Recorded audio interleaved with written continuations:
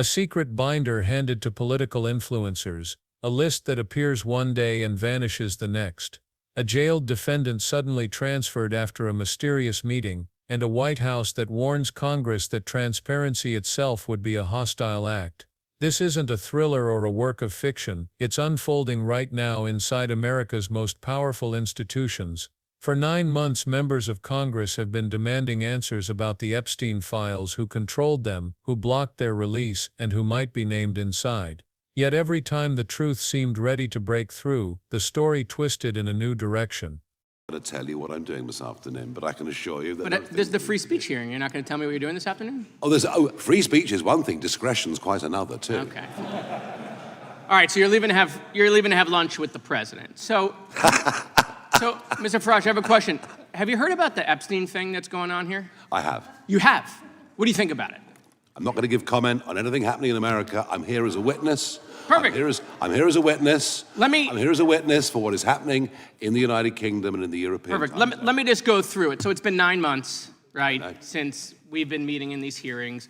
We've not had Pam Bondi here, even though we have jurisdiction over the Department of Justice, not Dan Bungie. The gentleman yield? Not Kash Patel. I will 100%. We'll go back and forth. Let me just do my thing. Okay. Well, I'm just going to correct. Kash Patel's coming in I'll give you an extra 10 seconds. Kash Patel, the director of FBI, is coming in 2 weeks, and the Attorney General's coming in 4 weeks. Fantastic. But still, we're not doing that this week. The week we're having votes on the Epstein thing. So, Pam Bondi gives the influencers, these Republican influencers, a binder. It says Part 1 of the Epstein files. Don't know if you saw it. It was quite spectacular. The Attorney General then says the Epstein list is on her desk. Then DOJ issues a memo, says there is no list. Then, you have any questions about any of that? We've had no hearings on any of that at all. That, the list is on my desk, then there is no list. Then we gave binders to Republican influencers. This committee's had no questions on any of how that transpired at the Department of Justice. Then hold on.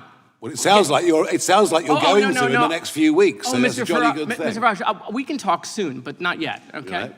So then the president comes out and says the whole thing's a hoax. He blasts his own base. He blames Barack Obama. I mean, he hasn't been president for a very long time. Republicans then in committee vote against the release in the Rules Committee. Then Republicans refuse to go back in the Rules Committee because they're getting blasted for their vote, getting crushed by their own base. Congress leaves a day early. Then the administration sends the Deputy Attorney General to meet with Maxwell in jail. He happens to be Trump's former personal attorney. She says something favorable about the president. Miraculously, she gets transferred to a minimum security prison. The president starts talking about how he has the right to pardon her if he wanted to. The leaks to the Wall Street Journal then stop. We come back from break. We have the Massey petition. Comer does a document dump where 97% of these documents are already public. How long has he had those documents? Why hasn't he released them for the last 6 weeks? Does it the day of the vote. Then Republicans drop a non-binding resolution trying to kill the Massey discharge petition. The White House said passing the Massey discharge petition is a hostile act. Wow. That's a lot of distraction and deflection and misinformation. Wait, passing a discharge petition to release the Epstein files, the White House said would be a hostile act. Nope, we have no questions about that. But why? Why is it that we're spending so much political capital to keep this list from coming out? You think the list should come out? You think we should know the people who dealt with Mr. Epstein, Mr. Farage? I thought I was coming to a hearing on free speech, not process. Oh, well, listen, but here's the good... It sounds like you're discussing process. No. Do you think the list should come out? I have no opinion on it. I don't know at all. So we have victims that were sexually abused by potentially people in power, and we don't know who's on the list. I'm very happy. Hold on, Mr. Fresh. We don't know who's on the list. We don't know who's on the list. We don't know if the president is or is not. I'm not going to say he is or isn't. I'm just going to say these are weird behaviors. We don't know that there aren't other people in Congress that are on the list, right? We have no idea. Do you think the list should come out? You think people in power should be held to account for these victims who have been sexually abused and assaulted? You think the list should come out? I think that I'm very happy to come to a different hearing where you talk about legal process. Okay. But today, Will the gentleman yield for a quick question? I will stick to Were you freezing. aware that he has already called for the Epstein file to be released? It has been reported that he has called for it to be released. Oh yeah, right here, just to refresh your memory. Yeah, but it's, yeah, I yes. happen to have this. But that's not How what random. But that is not. Look, you could ask me if you like about Do you agree social with security yourself? policy. Do you agree with yourself? We are here to discuss free speech. Hold on, it's awkward for your lunch after this? Do you agree with yourself? No, it isn't at all. Okay. Mr. Chairman, I'm just curious. This committee has jurisdiction over the Gentleman's Department of time. Justice. Yeah. Why have we allowed Comer to cover this up for the last couple of months? As I said, why is this committee not I taking said 6 weeks jurisdiction? ago that we will have the FBI director in, we will have the attorney general in, and we are doing that in 2 weeks. You can ask you can go through that whole list. That whole list, you can do whatever you want to do with, I got lots of questions for the FBI director, including the whistleblower who came forward and told him that Adam Schiff leaked classified information. I want to ask him about that as well as the issues you all want to ask him about. That's why he's coming, so we can ask all these questions and follow the process, as Mr. Farage just talked about. Mr. The Chairman, gentleman I from Virginia. unanimous consent. Unanimous consent? I'd like to enter the political article into the record that Mr. Farage said the Epstein file should be released. Without objection. The gentleman from Virginia is recognized. I thank the chairman. I want to talk about censorship tools that are being used by Europe and protectionist measures that have major consequences for U.S. companies and free expression. First there was a promise, the list is on my desk. Then came the denial, there is no list. Then came binders leaked not to investigators but to influencers. And when questions reached a boiling point, a high-profile transfer and a sudden silence followed. The victims were promised justice, the public was promised answers. But what we've seen instead is a pattern of secrecy, delay and distraction that raises one chilling question: what is so dangerous about these files that every lever of power seems determined to keep them hidden? It all started in a way that almost felt too strange to be real. During what was supposed to be a routine free speech hearing, a congressman suddenly turned the spotlight on something much bigger, the Epstein files. He asked a simple question: have you heard about the Epstein thing that's going on here? The witness, a foreign official, admitted he had heard about it but immediately shut down any further comment. He insisted he wasn't there to talk about America, only his own country. That silence raised the first red flag. Why avoid even a basic opinion on one of the most controversial cases in recent history? The moment felt awkward, almost staged, like everyone in the room knew there was a giant elephant sitting right in front of them, but no one wanted to admit it. Instead of digging deeper, the hearing quickly shifted back into safe territory, leaving the question hanging in the air, and that's exactly what made it so unsettling. A case that has haunted headlines for years suddenly slipped into the conversation, only to be pushed aside as if it didn't belong. But if Congress wasn't ready to address it directly, what else were they trying to avoid? Because what happened next would only raise more questions. The next twist came straight out of a political drama. Instead of Congress holding hearings and releasing information through official channels, former Florida Attorney General Pam Bondi stepped into the spotlight. Reports claim she personally handed Republican influencers a binder labeled Epstein Files Part 1. Think about that for a moment. Not lawmakers, not investigators, not even oversight committees, but influencers. A move that seemed designed more for headlines than for justice. And while cameras flashed and speculation grew, something even stranger happened. The Attorney General announced that the infamous Epstein list was sitting right on her desk. That statement alone shook Washington, finally confirmation that the files existed. But within days, the Department of Justice completely reversed course, issuing a memo saying there was no list at all. 1 week the files were real. The next week they apparently didn't exist. Which version was true, and why was the message changing so quickly? For the victims, this wasn't just political theater, it was personal. Each conflicting statement sent shockwaves of doubt: was justice being served or carefully managed? And just when the contradictions seemed impossible to ignore, Congress itself got pulled into a battle that would only make things even murkier. Because the next chapter turned the controversy into outright chaos. When it finally came time for Congress to act, things spiraled into pure political chaos.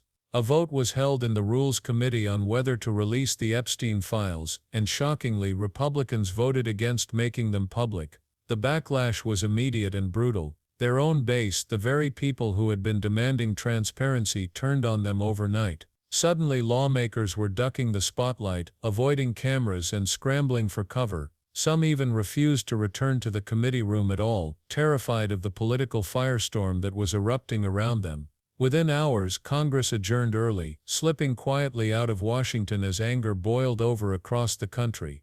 To make matters worse, the president himself only fanned the flames. Instead of addressing the files, he called the entire controversy a hoax, even going so far as to blame former President Barack Obama, a move that baffled both allies and critics alike. So here was the reality: Congress refusing to face the issue, leaders dismissing it outright, and victims left in the shadows. Every attempt at answers only created more confusion, more deflection, and more mistrust. But if that chaos wasn't enough, what happened behind prison walls would send the controversy into a whole new level of suspicion. And this part left even seasoned insiders stunned. Just when it looked like the firestorm couldn't get any worse, the focus suddenly shifted inside prison walls. Reports revealed that the Deputy Attorney General, someone who just happened to be a former personal attorney for the president, quietly visited Ghislaine Maxwell in jail. That alone was extraordinary. A high-ranking DOJ official meeting directly with a convicted associate of Jeffrey Epstein. It didn't feel routine, it felt calculated. And then came the twist. Not long after that meeting, Maxwell was transferred out of her facility and moved into a lower security prison. To many observers, it looked less like coincidence and more like a reward. Almost immediately, whispers spread that she had offered favorable words about the president during that same time period. Then came an even bigger bombshell. The president openly floated the idea that he had the right to pardon her if he wanted to. Imagine the signal that sent, not just to the public, but to every survivor waiting for accountability. Instead of closure, they were watching the most powerful people in the country talk about leniency. That combination, a private meeting, a suspicious transfer, and talk of a potential pardon, sparked one question that could no longer be ignored. What deal, if any, was being made behind closed doors? After the prison transfer, the fight shifted back to Capitol Hill. Congressman Thomas Massie pushed forward a discharge petition, an attempt to force the release of the Epstein files, no matter how hard leadership tried to stall. For a moment it looked like a breakthrough. The public was ready, the pressure was mounting, and the documents were finally coming out. But when the files dropped, the excitement collapsed into frustration. Nearly 97% of the material had already been public for years. It wasn't a treasure trove of hidden names or shocking revelations, it was mostly recycled documents, old filings, and scraps of information people had seen before. That raised a critical question: if they had these papers all along, why hold them back until the very day of the vote? Why stage a release that looked dramatic but delivered almost nothing new? To many it seemed like a deliberate tactic: dump old material to create the illusion of transparency while keeping the real files locked away. Then came the most chilling statement yet. The White House declared that pushing the discharge petition and demanding full release of the Epstein files would be treated as a hostile act. If revealing the truth is hostile, then who exactly are they protecting? And the answer may lie in the people forgotten in this entire spectacle, the survivors themselves. Lost in all the noise, the backroom deals, and the political spin, are the people who matter most, the survivors. For years they've lived with the weight of trauma, waiting for the system to deliver accountability. They were told the truth would eventually come out, that those in power would finally face exposure. But each delay, each contradiction, each claim that there is no list, feels like another betrayal. For survivors, this isn't abstract politics. Every time leaders dismiss the case as a hoax or play games with documents, it reopens wounds that never fully healed. Trust in justice fades a little more. Hope that powerful abusers will ever be named slips further away. And while the Department of Justice insists it must protect privacy, many can't help but wonder whose privacy is really being protected. The innocent victims, or the influential names who fear exposure? That question sits at the heart of the controversy. Because if this was truly about safeguarding victims, there are ways to do it: redactions, secure briefings, and carefully managed releases. But when secrecy looks more like obstruction, suspicion becomes unavoidable. And that's why the fight isn't just about files or politics, it's about whether survivors will ever see real justice. The answer lies in how oversight is handled next. If Congress were serious about uncovering the truth, the path forward wouldn't be complicated. Oversight isn't about political theater, it's about process, accountability, and proof. And there are 3 basic steps that could cut through the chaos right now. First, demand a secure classified-style briefing. Members of Congress and cleared staff could review the Epstein files in full, with all sensitive details about survivors protected. No leaks, no games, just straight access to the facts. Second, create a chain of custody log. Every document should be tracked, showing exactly who had access to it, when, and under what authority. That's standard practice in any real investigation, and it would immediately expose whether files are being hidden or manipulated for political convenience. Third, appoint an independent reviewer, an inspector general or special counsel, whose sole job is to determine whether decisions around these files were lawful, ethical, and free from interference. Once that's done, release the results to the public with the proper redactions. These steps wouldn't just provide answers, they'd rebuild trust, they'd prove whether secrecy was really about protecting survivors or about shielding the powerful, but until those steps are taken, suspicion will only grow. And that's why the next move doesn't just fall on Congress, it falls on the public. Here's the hard truth, Congress rarely acts on its own. Real change almost always comes when the public refuses to stay silent. And that means this fight isn't only happening in courtrooms or committee rooms, it's happening in living rooms, on phones, and across social media. So what can ordinary people do? First, demand that your representatives call for a secure briefing on the Epstein files. They work for you, and they need to hear that secrecy isn't acceptable. One phone call, one email, or one public post can make a bigger impact than most people realize. Second, press for answers about custody and decisions. Who met with Ghislaine Maxwell? Who ordered her prison transfer? Why were contradictory statements made about the list? These aren't conspiracy theories, they're basic questions of accountability, and Congress owes the public real explanations. Third, support survivor advocacy groups and independent journalists who are still digging into the details, flight logs, bank records, and court filings. Their work keeps pressure alive and prevents powerful names from quietly slipping away, because without pressure, the story stalls.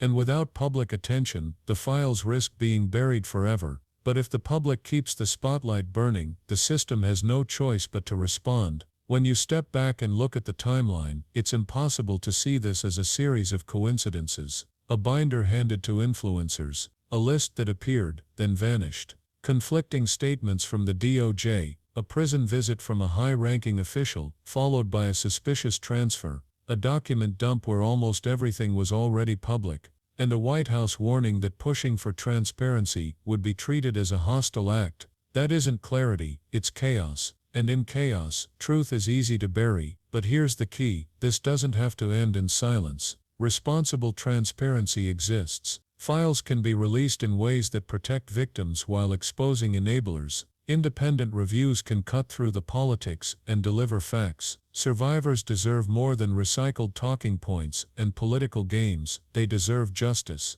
And for the public, this moment is bigger than one case. It's about whether institutions serve the people or protect the powerful. Every delay, every contradiction, every sudden reversal chips away at trust. That's why pressure matters. That's why voices matter, because the real question isn't whether the Epstein files exist. The real question is whether those in power ever intended for you to see them. So don't let the story fade, share it, talk about it, and demand accountability, because silence only serves those who fear exposure.